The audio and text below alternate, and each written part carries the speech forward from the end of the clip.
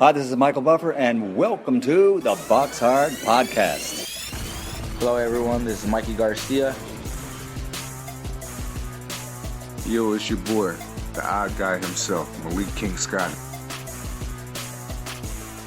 Hi, I'm Charlie Edwards.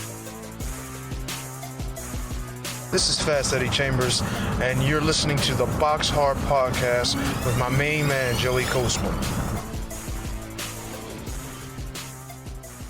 Hello everybody and welcome to episode 63 of the BoxHard podcast. I'm your host Joey Coastman. I'm joined as always by Ayaz Sumra. Ayaz, how you doing?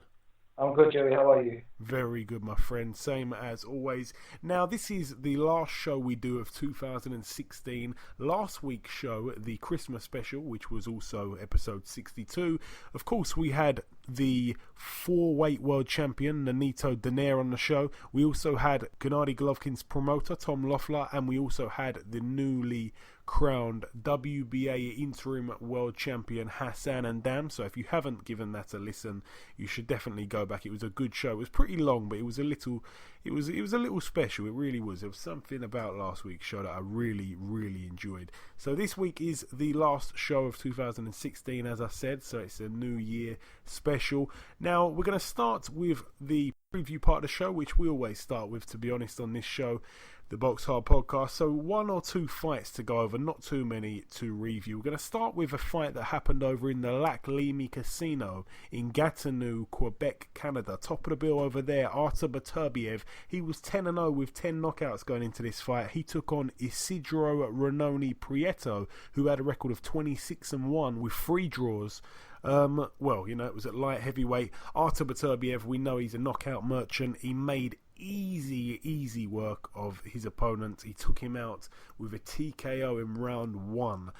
Prieto was down twice in that first round in total, and Beterbiev, just a complete demolition job. You know, as soon as he senses that you're hurt, he jumps in there for the kill, and you know, every single time so far he's got it. So he's got some good names on his resume, even though he's only had 11 fights, but he's looking absolutely brilliant. He retained his WBA NABA light heavyweight title, so he's now 11-0 with 11 knockouts, and I cannot wait to see what his future holds. The light heavyweight division, not the most talent-packed division at the moment, I suppose, but it is very hot at the moment. There's not, when I say not the most talent packed, I mean obviously there's some elite fighters at light heavyweight, but there's not, like, you know, for example, in divisions like welterweight, there's so many contenders, there's so many champions. It's really a pick'em who's the best. But in the light heavyweight division, there are some true elite fighters in that division, and it's hotting up at the moment. What I mean by that is we've got Andre Ward, we've got Kovalev, we've got Adonis Stevenson. Joe Smith Jr. definitely deserves a shout with the year that he's had, and of course we've got Beterbiev, who just looks like a wrecking machine at the moment. So really, all those guys have got a claim to be elite fighters. So the future of the light heavyweight division is very exciting. Also, you know, Nathan Cleverly doing things over there now. I'm not sure we can call him elite at the minute. We have to see what his future holds. But, you know, he's been a champion before. He's a champion again. So the light heavyweight division definitely hotting up. But that's really it for Canada. That fight was also on Box Nation, by the way. One fight to mention over in Mexico. A former victim of James DeGale, Rogelio Porky Medina. He moved to 37 wins with a KO in round 2. Believe it or not, he actually fought James DeGale at super middleweight, of course, and this fight was at cruiserweight. So that was quite, you know, that really shocked me when I saw that. But he picks up his 37th career win. His opponent with a record of 13-4 going into that fight. Medina also carries 7 losses now. That one was over in Mexico. That's it for Mexico. The last couple of fights now to mention, I think 2 more bills. One over in China. Former victim of Sergei Kovalev, a man that we just mentioned. His opponent, well, his ex-opponent was Ismail Salak. I remember that he made easy work of Ismail Salak, who was a good fighter, a good test we all thought before the fight started. He actually won a technical decision, which was in round 9. It was scheduled for 10. This one was at cruiserweight as well, so Ismail Salak's moved up, and he picks up his 25th career win here. And of course he's got the 3 losses, and he picked up the vacant WBO Asia Pacific Cruiserweight title. He was actually cut above the right eyebrow due to an accidental headbutt, which resulted in the fight being stopped ultimately. His opponent had a record of 14-4, so good win there for Ismail Salak over in China, that one. That's it for China. We're now going to go over to the final bill of the part one of the preview part, and then obviously we're going to get onto the news. But the final bill, top of the bill over in the Olympic Yard, Kiev, Ukraine, Andrei Rudenko, former opponent of Hughie Fury and Lucas Brown. His record 30-2, the two losses, the two names that I just mentioned there, Lucas Brown and Hughie Fury. He retained his WBC International Silver Heavyweight title against Jason Bergman, who had a record of 26-12 with 2 draws. This one was a unanimous decision win over 10 rounds for Rudenko, so the champion retains his title there. That's really it for the reviewing. We've whizzed through it pretty quick there. There's not too much fights on at this period of the year. Ayaz, please bring in this week's news. Nick Blackwell has woken up from a coma as he continues to recover from the serious head injuries he suffered in a sparring session last month. Yes, again, I aired my opinions on this. Nick Blackwell should have not been sparring. He should know better than this, and so should the people that were involved in this particular, I don't know what we can call it, this particular tragic event, if you like. But it's good to hear that he's woken up out of his coma, and hopefully he won't do this again. Or we don't need to see 3 times this happening now. So it's been 2 times. We don't need a 3rd time unlucky here. So all the best to Nick Blackwell. Hopefully he's a little bit little bit more smarter with his choices in the future and putting his life in risk like he has done. Yep. The second news is that Billy Joe Saunders could defend his WBO world middleweight title against Saul Canelo Alvarez in 2017 after the Mexican was confirmed as his mandatory challenger. Yes, this is incredible. So Saul Canelo Alvarez, of course, we've seen him, there's been a lot of talk lately. Obviously we all know about the Golovkin talk, and we're not really sure who's to blame in that fight not happening. It seemed like it was going to be Canelo's fault. Now we've seen Canelo go down to 154 and he beat Liam Smith, become the WBO champion there, and he seems to have a pretty good relationship with the WBO all of a sudden. And now if he goes up to middleweight, which it seems like he is, I guess he'll have to vacate his title. I don't think he's vacated his title at 154, but if he goes up to 160, he's going to be the mandatory challenger for Billy Joe's title. So we've seen Frank Warren work with Canelo on the, Canelo and his team and Golden Boy on the Liam Smith fight. So I think that by the looks of things from the outside, it seemed like the Frank Warren team and the Golden Boy Oscar De La Hoya's team seemed to get on very well in that promotion. It seemed like things went all to plan, all smoothly for both parties. So I can imagine that fight will be pretty easy to make. However, on the last performance by Billy Joe, it was a terrible performance from him, despite he got the win in a very, very close fight. So right now you definitely have to favour Canelo. 160 being a weight that I believe Canelo's pretty good at, to be honest. I want to see more of him at 160. I want to see him take on Golovkin at the end of the day, but we'll see what happens with him. There's also been a lot of talk that he's going up to 165 to fight Julio Cesar Chavez Jr. at some sort of catch weight, which will be a real fight, a real fantastic fight, a mega super fight over in Mexico. 2 legends, if you like, in their own right. So the future is exciting for Canelo, whichever way he turns. That's really all I've got to say on that one, Ayaz. If there's any more news or any opinion you want to add to that. Yeah, finally, Deontay Wilder will next defend his World Heavyweight Championship against Andres Warwick. It has been confirmed. Yes. Which is the date for this one, Ayaz? Because I know that I think it's February sometime. It's obviously been confirmed this week. What's the date of it? It has been confirmed. The fight will happen in Alabama on February the 25th. Yes, that was the date I believed it was. Yeah, February 25th. So, it's good to see Deontay Wilder get out again. He obviously picked up an injury in his last fight against Chris Arreola, so we weren't sure how long he was going to be out of the ring for. I remember after that fight, I think, was that the fight that Tyson Fury jumped in the ring and started... was that fight? No, it was not that one. It was Arthur Spilker fight. Yeah. You're right. Your memory's better than mine. Yeah, so, it wasn't overly impressive in the Areola fight. Areola was terrible in that fight, and Deontay Wilder didn't really impress, but it was due to an injury. So he's been out the ring for a little while now, and we like to see our champions pretty active. And he has been active in recent years, but since becoming world champion, he's not been as active, which is very understandable. But he's fighting Warwick. I think that's how you say his name. He's got a very, very padded record. It's a bit of an easy touch. It's a nice, scalp on paper, I suppose. But he's going to probably win this pretty easy. I see another knockout here.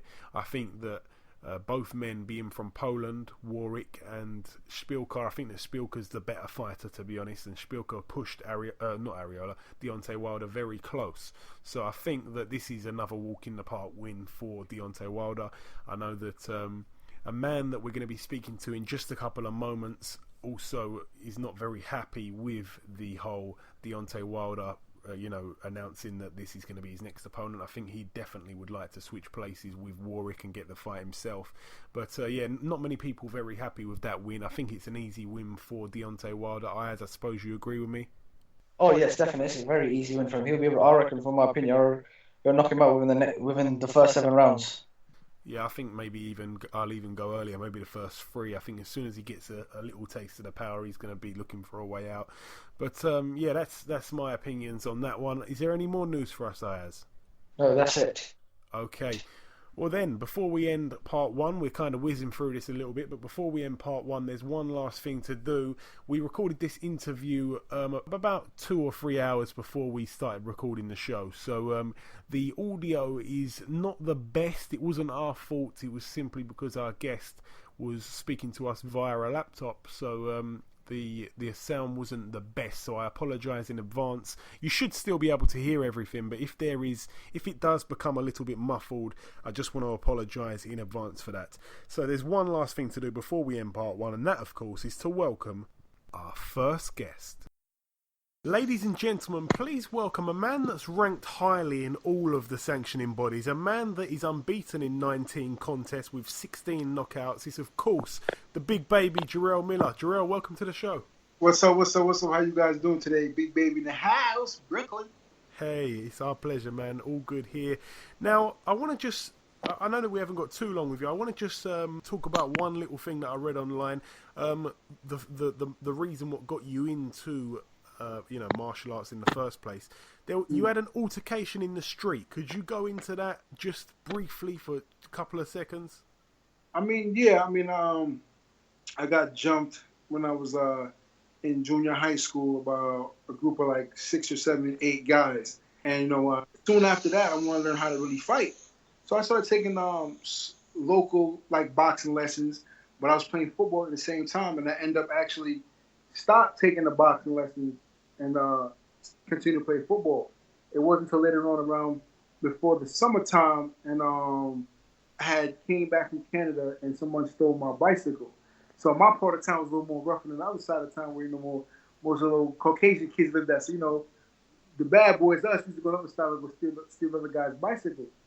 So I went to the other side of town and went to go take a bicycle, and on the way riding back home to my side of town, I seen this beautiful lady in the window, like blonde hair, the racks and all that. And I walked up in the gym like, yo, what do you guys do here? And she's like, we're a kickboxing school. And she was standing up in the window, putting up a tarp. And she's like, yo, if you want to come back and check the venue out, you're more than happy to come. So I'm like, all right, cool. So I ended up riding my bike on the other side of town again, back home. Ran upstairs and asked my mom, I'm like, hey, can I go see these kickboxing fights? She's like, okay, just behave yourself. Not knowing I took this bicycle like an hour ago. Rode to the other side of town, and then when I got there, she let me back in and put me like front row. And I seen this little Indian kid from like Trinidad, it's been like 75 pounds soaking wet. One of my good friends to this day. And he fought another kid from Morocco. And I think he's about 125 pounds. Bigger kid than him. And he ended up beating the crap out of this kid. And I was like, man, if he can do this, I know I can do this. So that kind of resparked my interest back in the training, man. And I begged my mom for about 2 weeks to join the gym. It was Muay Thai kickboxing under Extreme Lacoste out there. And, as soon as I got back in it, man, I never left. Excellent, man. Thank you for the little backstory there. So obviously, you've taken up professional boxing now. You're doing very well in that. obviously, last time out you beat Fred Kassi, who's regarded as a tough guy, and he's very awkward as well. You made him quit at the end of round 3. So a good win for you in that one. You've had 3 fights this year, all in which you've won them by stoppage. So it's been a good year for yourself. Now, it seems like in 2017, you desperately have got your eyes on some guys on my side of the water. I know you've had a lot to say about the likes of Hughie Fury, David Price. You've said some things about Joshua, Tyson Fury, although he's on a bit of a hiatus right now. We don't really know what's going on with him. Firstly, who out of those bunch do you want in the ring the most? Is it just a business, business kind of thing here, or is it anything personal? Personally, it's a combination thing. Business, personal, and being a warrior. You know what I mean? My main thing, I'm going for the big fish. It was Tyson Fury at first, but now AJ's kind of fulfilled that spot for the English fighters, and I want to rip his head off.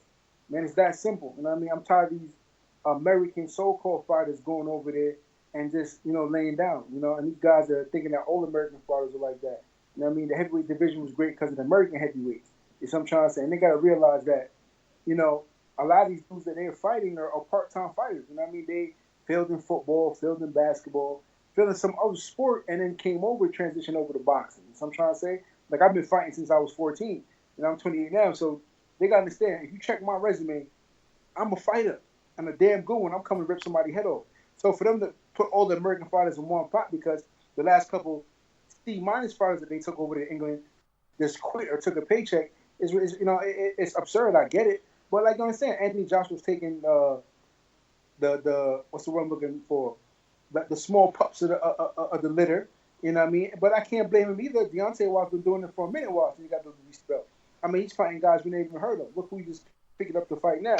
You know what I mean? So, I mean, these guys are all trying to hold on to the belt. Nobody really want to fight nobody. Anthony Joshua's going to fight Wladimir Klitschko. I think will still be a good fight. But, there's no remedy for chin. All these guys are lack of chin. As soon as one of them get touched, boy, you're going to see who really going to be able to stand up to some real power. I did want to ask you about that fight, Wladimir Klitschko and Anthony Joshua. Obviously, over here, there's a load of people that think that Joshua's the best thing since sliced bread, but then there's a load of other guys who think that he has been cherry picking a little bit.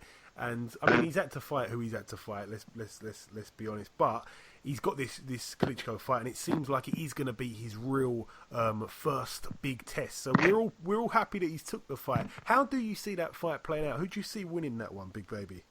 I mean, Wladimir has one of the best jabs that I've seen and felt. You know what I mean? So if Wladimir does what he usually does, which is sticking that hard jab to the face and then sitting up for the right hand, that's going to be early night for Anthony. You know what I mean? For Joshua, because his right hand, if he gets hit on chin flush, and Dylan White hit him with a slap, you know what I mean? The sophisticated is going to go down. If Wladimir comes in old and slow like he did against Tyson Fury, then Anthony Joshua's going to jump all over him, and there's going to be a retirement party for Wladimir Klitschko. But like I said before, Vladimir's coming for redemption. I think he gets motivated by the fighters. You know what I mean? Like when David Haye was talking all that smack for a couple of years, they motivated him to train harder and be his best. And he put the pressure on. So, he's a champ. Nothing I can really say for him. If you lose, you lose. You win, you win. He's been there, done that before I even turned pro. If AJ wins, he moves closer. He gets up there. He probably have a real notable win under his belt. And if you lose, it is what it is. Going to the next guy. But like I said before, it's a matter of time before they run into Big Baby, and I'm going to break them. And obviously, in your last fight, I don't want to be critical or whatever, but you came in at your career heaviest. That's a well-known thing now. If you were to land one of these fights over here, I take it that you'd know this as well. You'd obviously have to come in a lot lighter. What was the reason why you came in so heavy for your last fight? You gotta understand. Every fight, I kind of adjust my weight to depending on who I'm fighting. If he moves a lot, I kind of put more weight on because of the pressure. I want to lean on him. I want to hurt him. I want to break him down. Like I'm saying, I broke Fred Kassi down with a couple body shots and just putting the pressure on him. So every fight, it varies depending on my weight and how I feel and how camp goes. So camp going very well. Like I said, I do 6-minute miles at 280-something, 290-something plus. So people when they see that, like, wow, this guy's really an athlete. So my drills are different than average athletes. So I'm trying to say, I'm naturally a big guy, naturally a big dude. You know what I mean? at 6'4". I mean, the heaviest I've ever been is 315. I don't plan on going back there, but I'm just a naturally a big guy. But some of these guys are not naturally big. You know what I mean? The only person I can actually hold his weight at a reasonable size, which he's based off of his bone structure, is Deontay Wilder. You know, he's never gone really over 232 per se. Working on probably maybe 225, 237 or whatever when he trains. But you know, like you look at Anthony Joshua, you know, when he's amateur at 220 something, and all of a sudden 2 years later he's more ripped and more cut than he ever was at 240, now going to 50. But I want the English. I know there's a lot of sports in America. We have a lot of different sports: boxing, football, soccer, tennis, hockey. Wherever the hell America, like so much. You know, boxing kind of like took a back seat because we don't have any real stars now. Mayweather's kind of out of the picture. I know England, you have soccer, you have boxing, and maybe cricket and rugby. You know what I mean? So, I mean, I'm glad they have somebody look up to in a boxing game, but I want the fans, even the new fans, I want you guys to study the sport of boxing. Study these fighters, study their past, study what makes them really want to be a fighter. Study their character. Study, you know what I mean? Just study them. If you really want to be a true boxing fan or fanatic, study the sport, man. Don't watch one or two fights and then jump on the bandwagon and, you know, you think this guy's, like you said, the greatest since sliced bread. And, I mean, that's what you guys just tell the fans, man. Just study the sport and really get behind fighters that really are fighters, you know what I mean? And the real deal, you know, real role models. I mean, real models, you know, not role models. If you want a role model, there's a bunch of role models out here. The question is when you hit them on camera and some of these guys get caught for smoking weed, y'all get mad because the kid look up to them. The question is, if you do your research on who your kids look up to, you wouldn't be surprised. That's what I'm trying to say. So I tell everybody the same thing, man. You know, research the people you look up to. Yeah, I have to agree with you 100%, 100%. And when would you be ready to come over here? Obviously, you know, there's a major time difference. To come over here and fight one of the top guys over here. As I said, you know, you've got Price, you've got Joshua, you've got Hughie Fury, Tyson Fury. When would you be ready? When's the soonest you'd be ready next year?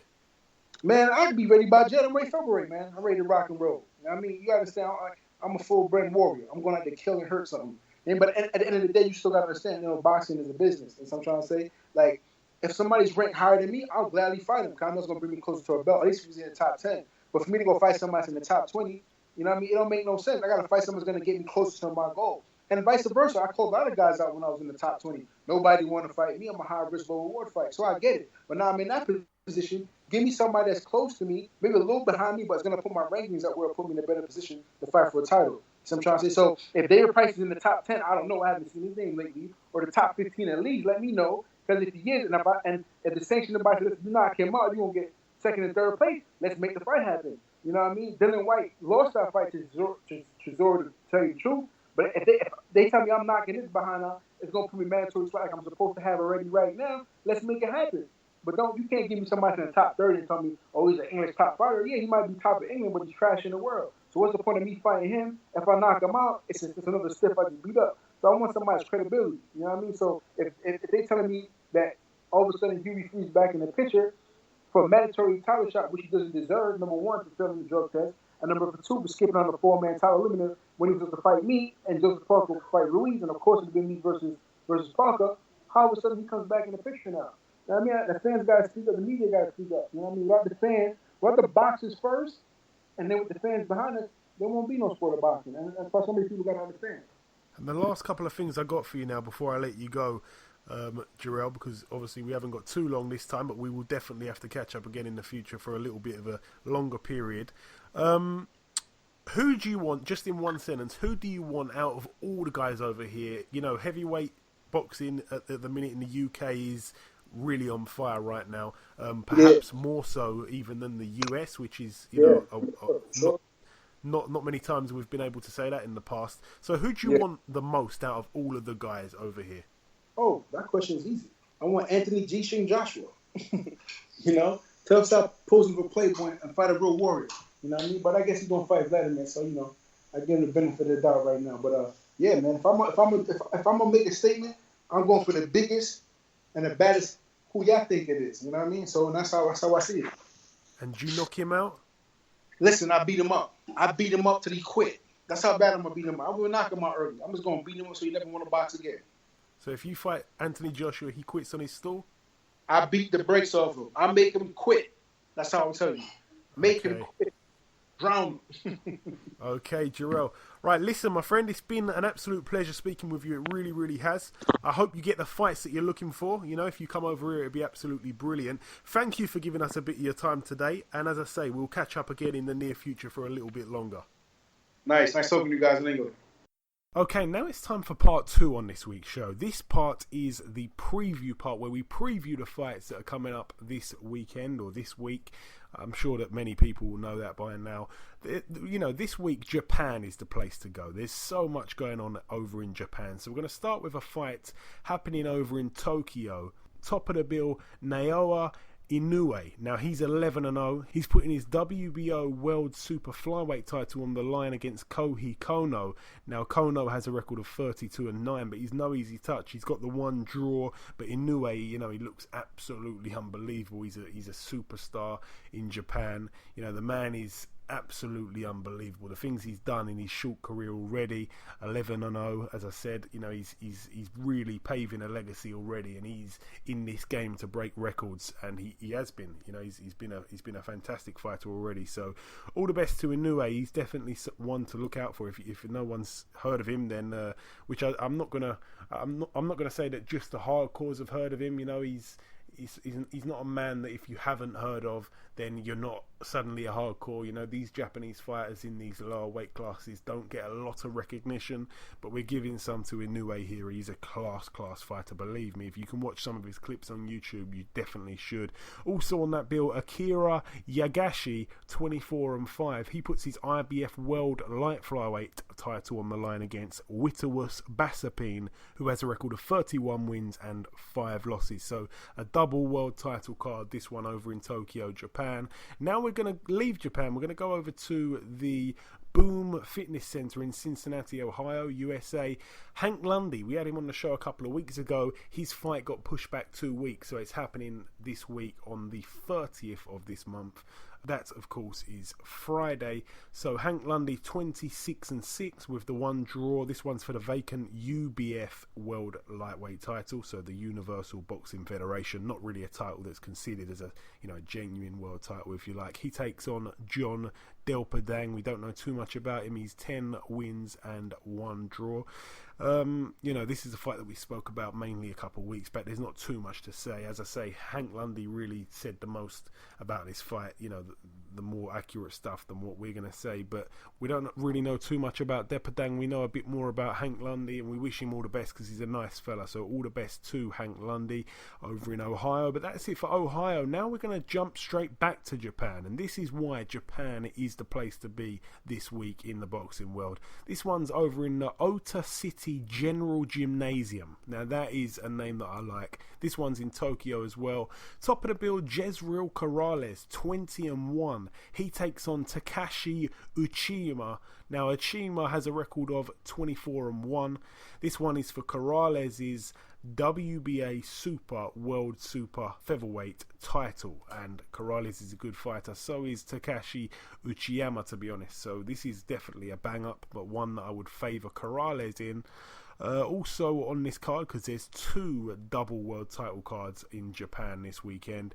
Also on the card, defending his WBA World Light Flyweight title, Ryoichi Taguchi, 25-2 with 1 draw. He takes on Carlos Canizales, who's 16-0, and he's definitely not one to be overlooked. So good fights happening in Japan this weekend, definitely good fights. And there's another fight happening, this one over in Gifu, Japan, at the Memorial Center. Another bill here. This one's for the vacant WBO World Light Flyweight title, Moises Fuentes, 24-2 with 1 draw. He takes on Kosi Tanaka, the home fighter, who's 7-0. So a man here who's 7-0 fighting for the vacant WBO World Light Flyweight title. So we know that, he's the home fighter, but he is the special fighter in this fight. He's the man who I believe is going to get the job done. And as I say, Japan absolutely owning it this week. absolutely smashing it right now over in Japan. And also another fight card, believe it or not, that I've just seen. I didn't even realise this one's happening in Japan as well. This one's at the Shimuza Arena in Kyoto, Japan. So as I say, Japan, I think there's 7 world title fights happening in Japan this weekend, which is absolutely phenomenal. This one, a man that I do know a lot about, Jonathan Guzman, 22-0 with 22 knockouts. He's the guy that I was telling Nonito Donaire about on last week's show. I was telling him about him, and he said he didn't even know him. So he said he was going to look him up after we get off the phone, and I really hope he did, because that's a fight that could end up happening. Jonathan Guzman, he's taking on Yukinori Oguni, who has a record of 18-1 with 1 draw. Now, Jonathan Guzman, for a super bantamweight, can seriously whack. He really can. He's always exciting to watch. Very, very heavy-handed. Good selection of shots. But mainly those shots, he can really find someone's chin. He's got like a lock-on kind of thing. He cannot miss your chin. When he goes hunting for it, he certainly lands when he wants to. So Jonathan Guzman, a fighter really that we should really be looking at in the pound for pound stakes at the moment. I think he is the real deal. But there's a lot more to come from him. And also on this bill for the WBA World Flyweight title, it's being contested on this one. The champion Kazuto Ioka, 20-1. He takes on Yutana Kanensa, who has a record of 15-0. So some great fights happening over in Japan. I know some of those names probably haven't been pronounced properly, but I hope I haven't bored anyone with the pronunciation and the fighters that you may never have heard of. But these are fighters that you will have heard of in the coming years, because these are all special fighters. So very, very well done to Japan for having 7 world title fights on this week over there alone, and that is just absolutely phenomenal. So great stuff for Japan, and that really is it. That is all the previewing done. So we've jumped through the show as quick as we could. We've really tried to make it a short show. We've made it short, we've made it sweet. Last week's show, it went on for quite a long time. I believe it was the longest show that we've ever done. It was a special show. It was a Christmas show. This one's the New Year show, the New Year special, episode 63. We're going for it a little bit quicker. We don't want to be as long-winded as last week's show. So there's one last thing to do before we end the show entirely, and that is to welcome our second and final guest. Ladies and gentlemen, please welcome the former 2-time light middleweight champion of the world, Cornelius K9 Bundrage. K9, welcome to the show. What's happening, brother? You alright? Thanks for having me. Yes, sir. Hey, it's my pleasure, my friend. It's my pleasure. K9, first things first, you've been out of the ring for almost 16 months. Last time out, you lost your IBF world title to Jamal Charlo. However, you're fighting again in just a number of days. Please tell me and the listeners about it. Oh yeah, I'm excited to be homecoming. I'm fighting at home, man. It gets no better than fighting at home in front of your fans, your peoples, your family, and I'm just excited, man. Next Saturday, January 7th, it's on and popping. January 7th, okay. Have you got your opponent sorted out yet, or nothing at the moment? Yeah. I got some guy. He's from overseas. I can't even call his name. He's from overseas, though. Okay. No worries. As I say, you've been out with a little layoff anyway. So, as I said, it's approaching 16 months since you've been out of the ring. What have you been doing in that time, and why the long layoff? Boxing can be dirty. People want to sign you. I've been offered fights at the last minute. I mean, one thing about me, I know the game. I've been boxing for a nice while now, a long time. So I just make sure I make the right decisions. I don't just jump in there. I mean, if it don't make dollars, it don't make sense. And at the same time, you got to make the best decisions for you and your family. So the decisions, that people come with me with, they haven't been good. I mean, the things that people been coming on the table with haven't been good. So I took a step back and just decided to, take care of myself, man, and, work things out. So when I get back in the ring, it'll be something good, man. Something that I would want. So, it's just a whole bunch. I've been doing a lot of things, man. It's a whole lot. As you can see, I'm kind of in my zone right now. I'm so focused on this fight next week. So, it's just a lot going on. But I'm happy to be back. And just like I said, I'm spending time with the family. Basically, that's it, really spending time with the family and making sure I make the right decisions as far as my career. I was actually offered a world title eliminator fight maybe, about 6 months ago. But, the money wasn't right, the situation wasn't right. So that's one of the reasons why I haven't been back in the ring. I've been inactive. I want to ask you this because, as I say, there's been a little layoff now. I'm not clear on who the opponent is at this stage. So I want to ask you, you've had a long career, as you said. You've been a pro now for, over 20 years you've been a pro now. So who would you say, K9, is the toughest fight that you've had in your career? Probably a couple of months back, about 2 or 3 months back, we actually had the man on that you dethroned for the world title, Carlos Molina. He was on our show. He's a nice fella. But who would you say is the toughest fight that you've been in, the toughest fighter that you've faced? I probably would say it's probably Basagorov. I can't really pronounce his name. He's from Russia, but I fought him on a Klitschko on the card. And even though I won the fight, I might have to say he was the toughest fight because this guy came. He came with everything. I hit him with everything, and it took a while for me to take him out, but I took him out, and I was actually sharp in that fight. I was sharp. I was 100%, and he still was tough. That was, there's a few of them out there, but I would say he probably was the hardest fight. Was that the fight that took place over in Germany? Exactly, yeah. The fight I had over in Germany, yeah. You would think... Yeah, if I remember correctly, you didn't have too much notice for that fight. Yeah, I had a short notice. But I had just fought a 10-round fight, so I was still sharp off the 10-round fight I had like a month ago. So that's why I didn't mind taking a short notice fight, because I figured, I didn't do that last fight, I was going to do it in this fight, and that's what happened. I ended up stopping him, and that's how I got rated number 2 in the world in the mandatory Corey Spinks IBF belt. Yeah, absolutely, man, absolutely. And obviously, over the years, I'm guessing you must have sparred some big names over the years, K9. Which big name guys have you sparred with? Have you been in the ring with behind closed doors? I've been there with some of everybody. Tommy Hearns, Hector Camacho. I sparred with a world champion that's champion today. I sparred with Adonis Stevenson. I was sparred with actually Tyson Fury, former heavyweight champion in the world.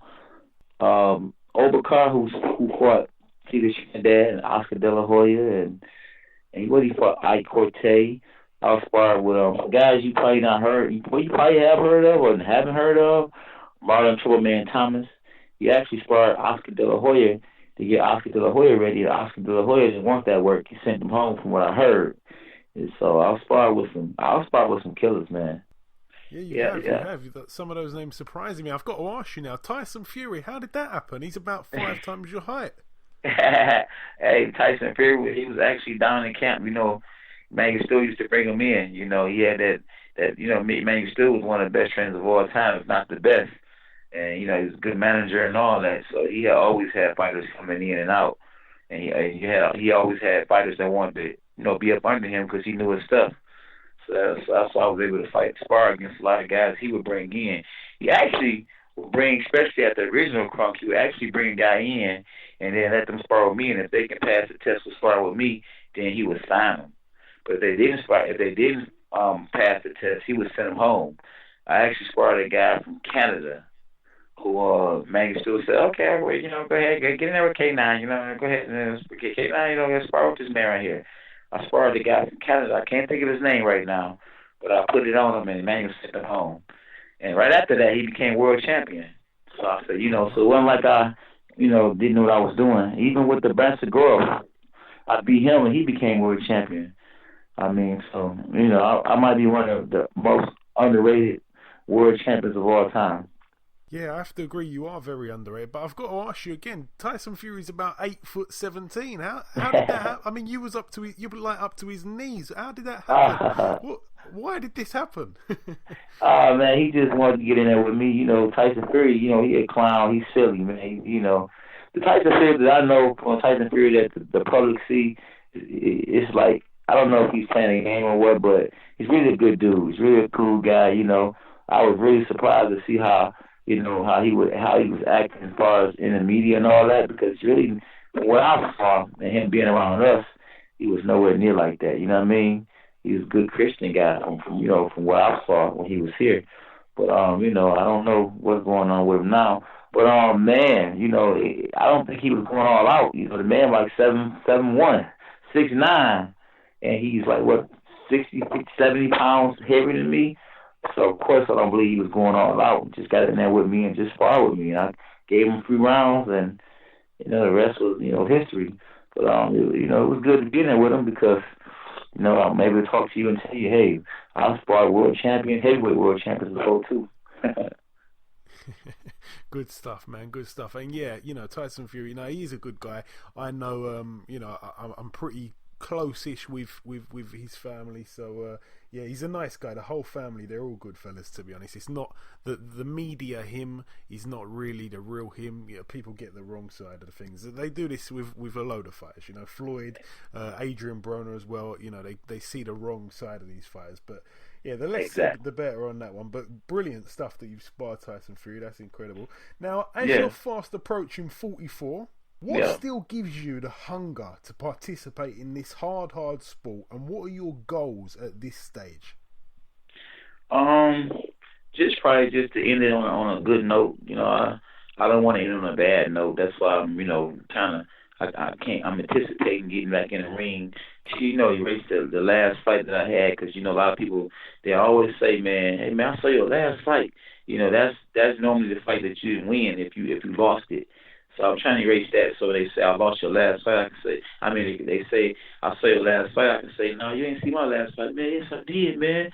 Man, you let that young guy, like, no, I just fought the other day. Like, you did? Yeah. Oh, okay. All right. How you do? I took care of business. So I just can't wait to get back in the ring, just so I can go forward. Like I said, I want to end it on a high note. Maybe I'll fight a couple more years. And I just feel like I got something left. My reflexes are still there. My heart is still there.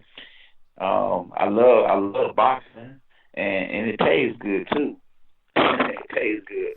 But I just got to go into these fights, real healthy, because it's hard to beat the best fighters in the world, and you going into fights with massive injuries. I'm talking about real injuries. I ain't talking about just no knickknacks.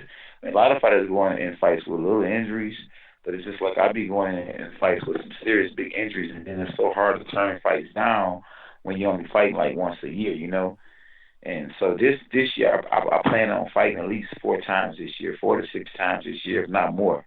I want to end on a high note and fight more, because that's really have tore my career kind of down to a certain extent, and I haven't had the best career that I could have had because of the inactivity. And like I say, it's just because, you got to make the right decisions, man. People will come at you with some dumb stuff, man. A lot of these promoters and managers, man, they something else, man. Trust me when I tell you. Believe me. Yeah, no, I know. So I'm happy to hear you say that, because when you said, I don't want to sort of go out as my last fight was a bad one, I thought you were maybe just thinking about having one last fight, whatever, just a fight that you was going to win and that was going to be it. But to hear you say that you're going to fight a few times, I'm happy to hear you say that. That is good. I'm happy that you genuinely do sound like you've got the hunger still in you, which is brilliant. So will your next fight be at 154, because you've been there your whole career?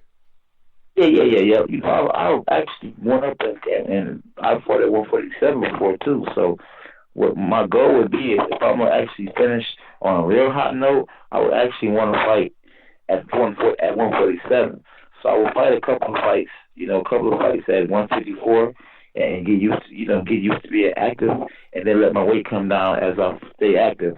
Kind of do like what Triple G is doing. Triple G, he's actually a big middleweight. The only way he's making middleweight is to fight all those times he's fighting 4, 5, 6 times a year. It's helping him to keep his weight down. So if I'm fighting 4 to 6 times a year, I can fight a welterweight. But if I'm only fighting once a year, then I won't be able to probably fight welterweight. Then I'm on a different kind of diet now too. So I just want to see what I can do at welterweight. I give myself the best advantage at fighting welterweight, with me only being 5'6" or 5'7", versus me. As you saw my last fight, I fought a guy 6 feet. And these junior middleweights, man, they're a lot bigger now. You look at Julian Williams, you look at Tony Harrison, you look at the other guy, I can't think his name. Hurd, Hurd, his name is Hurd. These guys are giants now. So, maybe I need to go ahead and take a step back and see what's going on at welterweight. You know, you got them Keith Thurmans out there, and he was fighting Junior middleweight and came down. I know people might say, oh, well, he's in the sport, it's just going to be hard to do it. But, you know, with God, all things are possible. I'm just going to see, you know, where boxing's going to take me in the next couple of years. Okay, well said. And at 154, which you're currently at that weight, taking yourself out of the mix, who would you say is the number one man there? Out of, I suppose the top 5 or 6 guys you'd say would be Lara, Andrade's in there as well, Demetrius Andrade, both the Charlo brothers, and I guess Canelo would be in there as well. Who would you say is the number one man out of all those guys I just mentioned there, K9? I would say the hottest right now would be Charlo, Jamal Charlo. You know, with the last fight he just had, you know, fighting against an undefeated young hungry fighter in Julian Williams, to win it out like he did, you know, and to beat me, whether I'm injured or not, to beat me, that's a big win. Then to go out there and beat Trout, you know, he just knew he had that fight. Like he couldn't wait to fight Jamal. So I would think that definitely the hottest right now would be Jamal. I mean, skill wise, you know, Lara could be the top guy, but in activity he can kill anyone. I gotta keep up. I gotta keep it 313. Tony Harrison, you know, and we're gonna see what he does, you know, because he's gonna fight for a world title. I don't know if he's gonna fight Jamal. Jamal gonna move up or what. The Cottos and the Canelos is really hard to say. You know, if they're the top guys, they got the biggest names, but you just never know what they're gonna do. They go up to middleweight, they go to junior middleweight, they go here, they go there. I mean, you just don't know where they at and what they're gonna do. So it's just real hard to say when it comes to those. So, I mean, at any given day, anybody can beat anybody. But like I say, you know, the hottest probably right now would be, you know, Jamal. Lara, he could be the best. Boo Boo, you know, he's been inactive, but I think if he was active, you know, he probably could be the best. I mean, it's a lot of them out there. It's a lot of them. It's you a know, very, Jimmy is very stacked. The Lubin guy, he's moving up. You know, I heard he's been calling me out so much, and he would stop me in 5 rounds. But you know, that's all bark and not no bite. You know what I mean? All bark, no bite, but it's all good. But you know, much respect to him. You know what I mean? A lot of young guys, they see you, you know, lose to another young guy, and they think that you're done. But I've proved it before that, you know, I can take a licking and keep on ticking. You know what I mean? That's why I'm a 2-time world champion. So I proved the first time wasn't a mistake. So I'm just pushing, trying to give me a 3rd world title now. And I think it might be at welterweight. But who knows? We're going to see what happens. But, you know, I'm just going to take care of my body and keep God first. And I'm going to do a lot of fighting. Now, yeah, I agree with what you're saying. You know, Jamal's probably put together the best string of wins in the recent, you know, 18 months or so to 2 years. You know, he probably is the hottest one at the moment in terms of momentum. At 147, you mentioned that you could perhaps challenge for a title there. I'm going to ask you about a fight that's taking place early in 2017, a fight where you could possibly be in that mix in the latter part of the year. How do you see the fight going between Danny Garcia and Keith Thurman? This is a real fight. Probably the most exciting fight for me of next year so far. Yeah, that you know what, that fight, man, you know, styles make fights. Whoever could impose their style will win the fight. I mean, you know, Keith Thurman showed that, you know, he's a better fighter than given credit. You know, with the win he had over Sean Porter. Sean Porter is not only the guy to fight. And Danny Garcia, every time you count him out, you know, it seems like he knock you out. So that's a pick and fight. You know, it's a toss-up fight.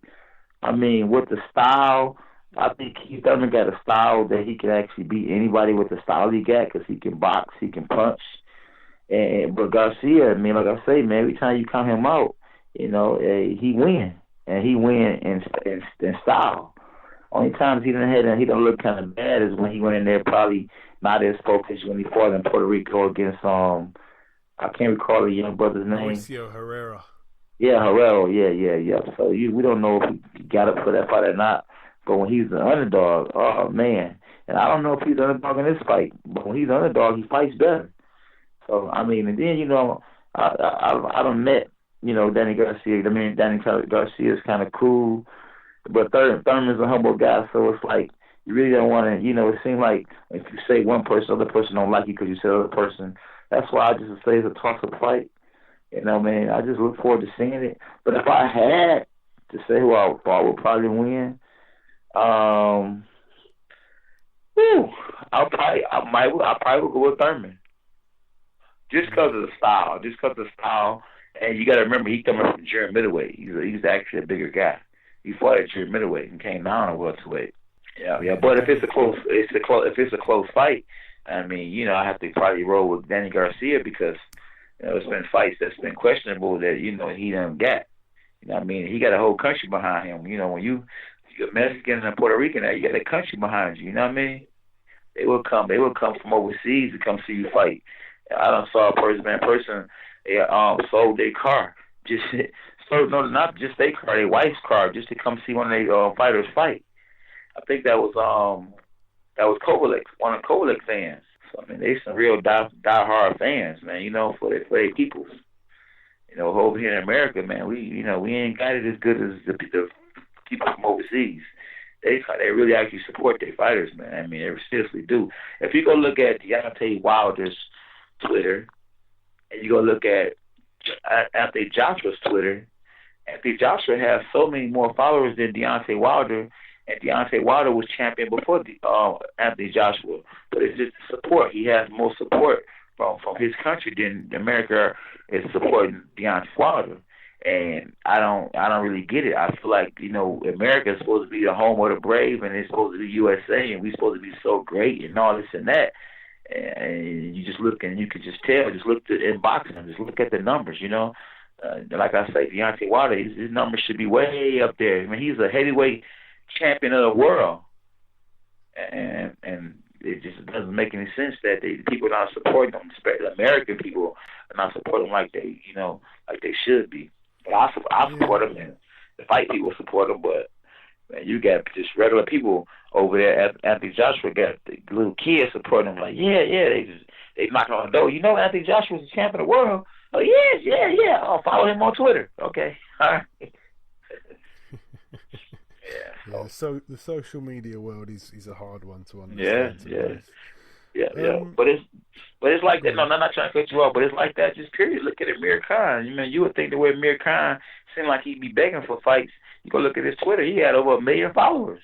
Yeah, I think he has got a country behind him in Pakistan. Seriously, he's got a serious country behind him. That's what I'm talking about. Yeah, and obviously all those back-to-back fights that he was in, he's done himself pretty good, Amir Khan, to be honest. K9, coming down to the last couple of questions now. I want to ask you, if you could make any fight, if you were some kind of boxing promotion god where there was no politics, you could make any fight in world boxing right now. Just one fight, because I know you probably got about 6 or 7 lined up. Which is the one fight you would make above all others? Well, when I got the world title the first time, I definitely would have made the fight with me and Mayweather, because Mayweather's from Michigan. I'm from Michigan. He's from Grand Rapids. I'm from Detroit, and I had the world title at the same time he had it, and I would have made that fight. That fight should have happened. It definitely should have happened, But I remember meeting Floyd Mayweather one time. He was promoting a fight downtown Detroit against Oscar De La Hoya. And when I came in, I was just off The Contender. I had just fought on that reality show called The Contender with Sylvester Stallone, Sugar Ray Leonard. And Floyd told me, K9, I seen the power. He said, Roberto did the Bravo, he had your leftovers. So right there and there, I should have knew that he was never going to fight me. Then when I saw him one time with Don King, I had just fought Corey Spinks and took his title. And I saw Floyd after the fight. And I said, what up, Floyd? He just threw his hands up. So I said to myself, So what was going on is that Don King had told Floyd, oh, man, don't worry about it, man. As soon as Corey beat K9, you go fight Corey. So the fight was set up for Corey to fight Floyd. But then when I stopped Corey Spinks, I put some salt in the game. So that's what Floyd was like, oh, man, it's a setup. That's why he shook his head like, oh, no, threw hands up. So I would have put that fight together. That's definitely one fight I would have put together. Let me see. What fight would I have? Manny Pacquiao and Floyd. Manny Pacquiao and Floyd 4, 5, 6 years ago. Before Pacquiao had got stopped by Marquez. When everybody and their mama wanted to see that fight, I'd have put that fight together 4, 5, 6 years ago. What about right now, in boxing right now? Oh, in boxing right now? I liked the story about you and Floyd there. That was interesting. I didn't want to jump in at all, but I initially meant right now. But I was liking what you were saying, so I was going to. Okay. Oh yeah. Oh yeah. You'd be surprised. I got stories for days. Trust me. Right now. Do something again in the future. We will definitely have to sit down for a bit longer and talk about something for sure. Oh man. Oh yeah. I've been around. Trust me, everybody. But let me see. Right now, well. Let's just say right before Andre Ward had fought, I would like to have seen a Diamond Stevenson and Kovalev fight. That would have been a fight I'd have loved to see. That's far. Lomachenko and Rigondeaux. That would be a fight I would like to see. If Rigondeaux can get active. If he can get active, I would like to see that fight. I would like to see Manny Pacquiao and Bronner. At 140, I'd like that at 140. At 40, yeah, at 140, at 140, yeah. Or I know it's probably not gonna happen, but what's some man names? Bradley. There you go, Bradley and Crawford. They best friends, so that ain't gonna happen. Bradley and Crawford, or Bradley and Bronner. And Bronner. K9, you're dropping them, man. You're dropping some wicked fights in here. Yeah. Excited. I don't know if I'll be able to sleep tonight. Oh man, right. No, but you give me some brilliant fights. I want to see all of those fights. Hopefully, one of them at least does come off. One that I am excited for though is Joshua against Klitschko. I'm happy that's been made. By the way, that is one that I was looking forward to. Hey, you know what? Let me tell you something. Ever since no, not trying to cut you off. Ever since Emmanuel Stewart had passed though, and Jonathan Banks is a great trainer. You know, that's my boy. But you know, him and Emmanuel Stewart. Klitschko and Emmanuel Stewart have such a bond, and since Emmanuel Stewart has passed, you know, a lot of fighters are calling Klitschko out. Klitschko, it ain't age and caught up with him. It's just that he was so familiar with Emmanuel. Emmanuel was just such a great teacher. You know what I mean? He had your balance on point. He had your punches on point. Everything was on point. And Klitschko was, he's not on point like he was. If Emmanuel was still alive. What Emmanuel used to teach him, and what Emmanuel know how to, even if you slow down, he know what to tell you what to do. To actually fight against another guy. And I think it'd be Joshua would not be fighting Klitschko right now if Emmanuel was alive. And I like Tyson Fury, but Tyson Fury wouldn't have beat Klitschko if Emmanuel was alive right now. And like I say, man, and Klitschko, he's not over the hill. It just looks that way because. You know, he's working. He's not working with Emmanuel. Emmanuel, he got some big fights left in him, but it's just that he missed Emmanuel badly. You know what I mean? Yeah, no, it's a fair point. I mean, I understand what you're saying. I mean, we've had Jonathan Banks on the show a couple of times. He obviously knows his craft very well. You know, he's done his best to fill the shoes, but he's so hard to when someone as good as that's what I'm talking about. He's that's exactly what I'm talking about. One of the best. Yeah, I have to completely agree. Exactly. And I'm not saying Anthony Joshua is not a good fighter. He is, but he's not. He wouldn't be ready for Klitschko. Not right now. He'll have to go through. He had to try to go through Deontay Wilder, and with that kind of experience, then he'll probably be ready for Klitschko. But then Klitschko might have been slowed down by that time. They get catching him at the right time. Same thing even with me. When Emmanuel Stewart passed, that's when I lost my title. You know what I mean? Emmanuel Stewart he knew his stuff. And he was real good. Even though he really never really trained me, like he really didn't train me. He only gave me some pad work like one time, but he was just a good motivator. Not only a good trainer, but he motivated me in my corner. Come on, man, you got to get this man. You got to get him. I remember when he told Jermaine Taylor, get this man. You got to step your game up. And he went out there and handled his business. He knew his stuff. You know what I mean? And, definitely, I wish he was still around, but, what can we do? It would be good for the sport, man. That knowledge, knowledge is just something else. HBO missed him real bad. Because some of the stuff people be saying nowadays, I'd be like, oh, man.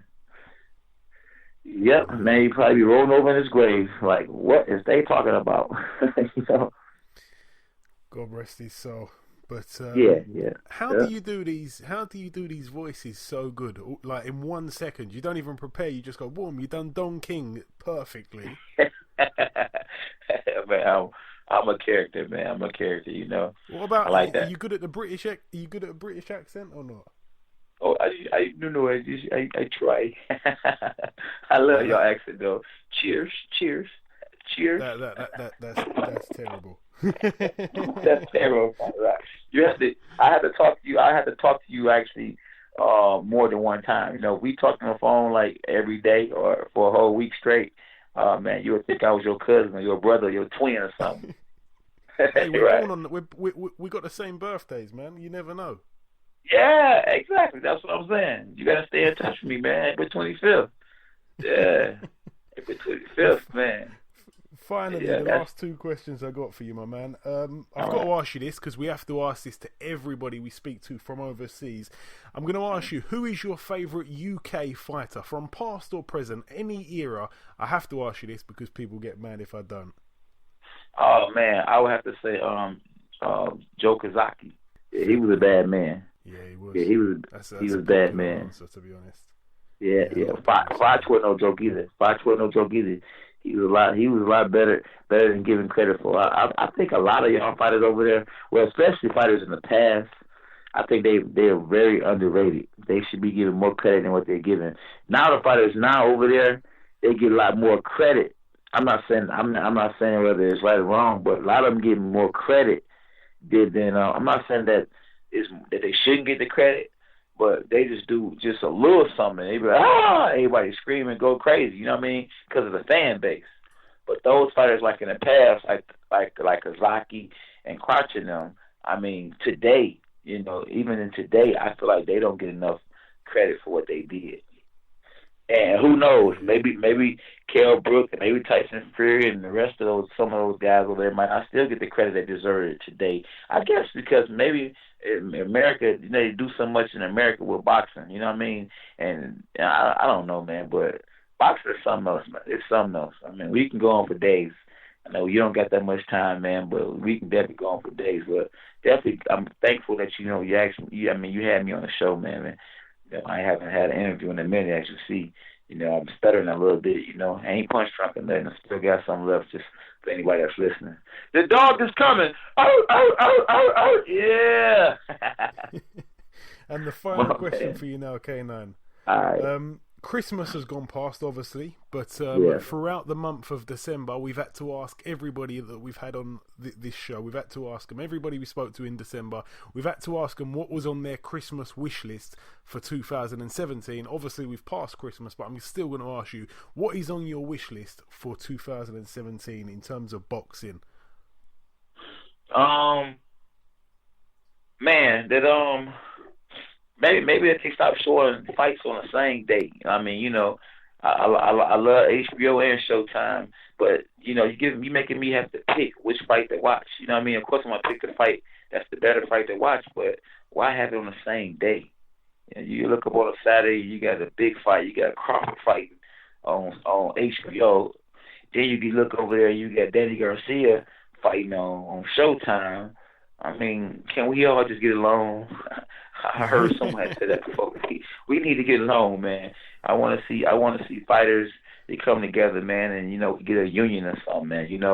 And we speak up and we get along with each other more, and we definitely need a union, man. Because after the end of the boxing, a lot of fighters are homeless, and I know world champions now I found walking down the street, with no car, no place to go.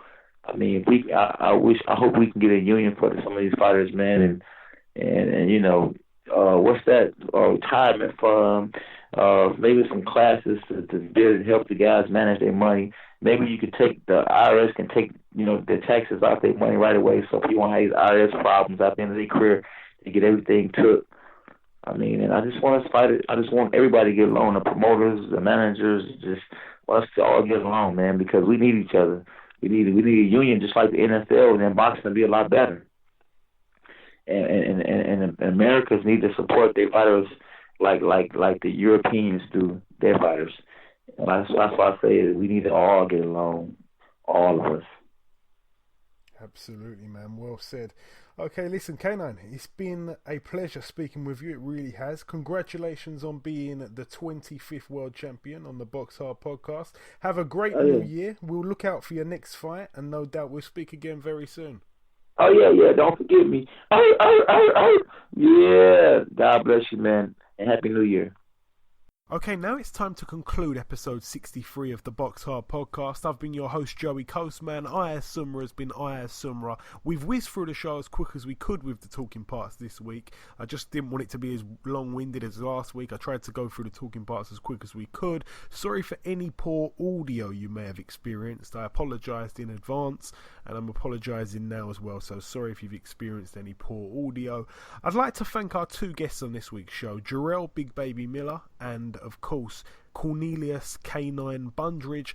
I hope Big Baby gets a big fight in this coming year. I truly do, and I hope that K9, we can get him back on the show as soon as possible, because I had a great time speaking with him. Myself and Ayaz will be back next week. As always, have a fantastic New Year's. Leave all of your perhaps sorrow and bad experiences inside of the year 2016. Leave it there. Close the book in a couple of days' time. I wish you all a bright and prosperous 2017. I truly do. Remember, you can reach out to us via Twitter at BoxHard Podcast.